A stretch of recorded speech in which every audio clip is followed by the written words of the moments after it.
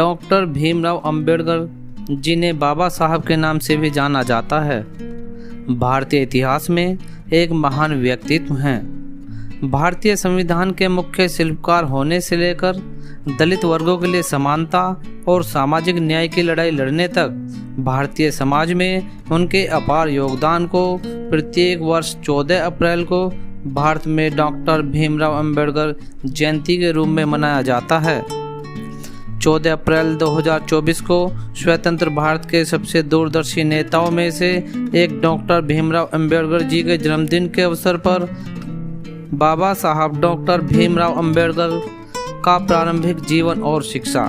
Doctor Bhimrao Ambedkar के प्रारंभिक जीवन और शिक्षा ने सामाजिक न्याय के लिए एक मुख्य नेतृत्वकर्ता एवं भारतीय संविधान के मुख्य शिल्पकार के रूप में उनके भविष्य की आधारशिला रखी। उनका जन्म 14 अप्रैल 1891 को मध्य प्रदेश के महू में महार जाति में हुआ था। परंपरागत रूप से निम्न ग्रामीण सेवकों वाली जाति में जन्म लेने के कारण उनको अपने जीवन के शुरुआती वर्षों में जातिगत भेदभाव की कठोर वास्तविकताओं का सामना करना पड़ा। बचपन में सामाजिक बहिष्कार और अपमान का सामना करने के उनके अनुभव ने उनमें जाति व्यवस्थाओं के अन्याय के खिलाफ लड़ने का गहरा संकल्प पैदा कर दिया। डॉक्टर भीमराव अंबेडकर की शैक्षणिक यात्रा मुंबई के एल्फिंस्टन हाई स्कूल से प्रारंभ हुई, जहां वे पहले दलित छात्राओं में से एक थे।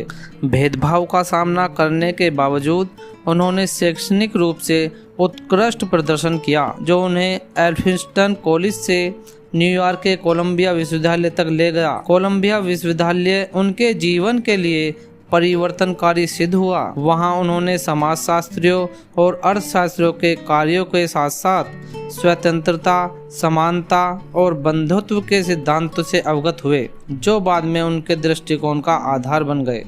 वर्ष 1916 में doctor Bhimrao Ambedkar London school of economics में अपनी पढ़ाई जारी रखने और ग्रेज इन में कानून की पढ़ाई करने के लिए लंदन चले गए।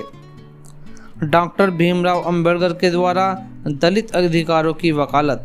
विदेश में अपनी पढ़ाई पूरी करने के पश्चात डॉक्टर भीमराव अंबेडकर ने वर्ष 1920 के दशक की शुरुआत में भारत लौट आए। उस समय भारतीय समाज में व्याप्त सामाजिक अन्याय भीमराव रामजी को जाति भेदभाव के उन्मूलन और हाशिए पर रहने वाले लोगों के उत्थान के लिए आजीवन संघर्ष की राह पर ले गया। बाबा साहब का मानना था कि पर्याप्त राजनीतिक प्रतिनिधित्व ही अछूतों को सामाजिक स्थिति में सुधार ला सकता है।